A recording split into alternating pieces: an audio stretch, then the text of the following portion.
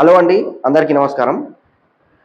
LRS 2020లో apply చేసిన వాళ్ళు fee process చేసేటప్పుడు L1, L2, L3 పెండింగ్ అని చెప్పి, బఫర్ జోన్ అని చెప్పి, ప్రొహిబిటెడ్ ఏరియా అని చెప్పి, అలాగే FTL అని చెప్పి వస్తుందని చెప్పి చాలామంది తమ యొక్క ప్రశ్నను అయితే అడగడం జరుగుతుంది.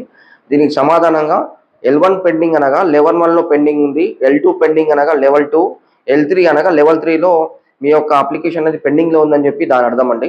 FTL బఫర్ జోన్ గురించి మనం మన యూట్యూబ్ ఛానల్లో వీడియోస్ కూడా పోస్ట్ చేసాం. ఈ సమాచారాన్ని మీరు అక్కడి నుంచి పొందవచ్చు.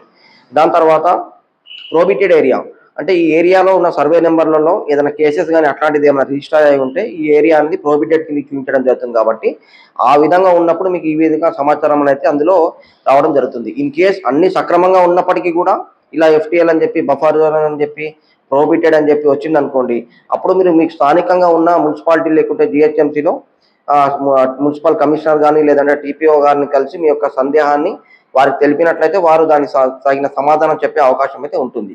ఇన్ కేస్ L1 పెండింగ్ అని చెప్పి మళ్ళీ మీకు డాక్యుమెంట్స్ అప్లోడ్ చేయమని వస్తే తప్పనిసరిగా ఆ యొక్క డాక్యుమెంట్ని అప్లోడ్ చేయండి. దాని తర్వాత ఫీ కూడా జనరేట్ అయింది అనుకోండి, ఆ ఫీ కూడా పే చేయండి. పే చేసిన తర్వాత దశల వారీగా మీ యొక్క అప్లికేషన్ అనేది ప్రాసెస్ అయ్యి వెరిఫై అయిన తర్వాత ప్రతి డాక్యుమెంట్ కూడా వెరిఫై చేసిన తర్వాత మీ యొక్క ప్లాట్కి రెగ్యులరైజ్ చేసి ఆ రెగ్యులరైజ్ సర్టిఫికేట్ కూడా మళ్ళీ సేమ్ LRS 2020 వెబ్సైట్లోనే అప్లోడ్ చేయడం జరుగుతుందండి.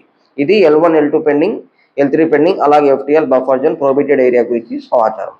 మన వీడియో కనుక నచ్చినట్లయితే మన యొక్క ఛానల్ సబ్స్క్రైబ్ చేసుకోండి. ధన్యవాదాలు.